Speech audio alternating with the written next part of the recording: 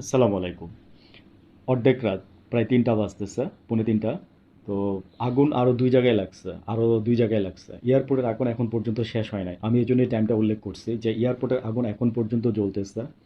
এয়ারপোর্টের আগুন এখন পর্যন্ত জ্বলতেছে। সেই জায়গার মধ্যে আরও আজকে ২ জায়গায় আগুন লাগছে। রাত্রে আপনার ১২টার দিকে, তার আগে পরে ২ জায়গায় আগুন লাগছে। সেটা হচ্ছে আপনার কক্সবাজার একটা ইউনিভার্সিটি আছে, ইন্টারন্যাশনাল কি ইউনিভার্সিটি, বেসরকারি, ওইখানে।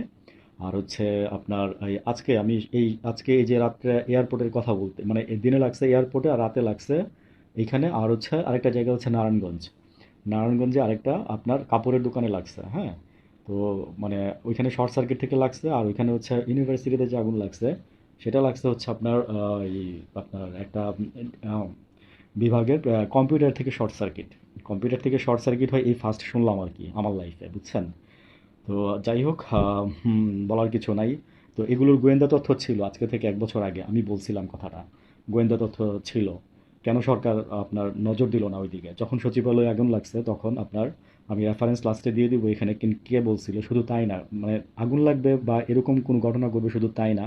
দেখেন মাইলস্টোনের যে ঘটনা ঘটলো, তারপরে এই যে এত মারামারি, এত দাবি দেওয়া, এগুলোর পিছনেও কারণ ছিল। হয়তো তারা ওইখানে জয়লাভ করতে পারে নাই, কিন্তু এগুলোর পিছনেও কারণ ছিল এবং এগুলোরও উল্লেখ করা ছিল ওইখানে, ওই প্রতিবেদনটাতে ওইখানেও তথ্য ছিল ওইখানেও, হ্যাঁ। কেন সরকার এত গা ভাসাভাবে জিনিসগুলো নিচ্ছিল? আমরা দেশের মানুষ যদি আমরা এই জিনিসগুলো যদি রিয়েলাইজ করতে পারি, আপনারা সরকারের উপদেষ্টারা কেন বৈশা বৈশা আঙুল চুষেন?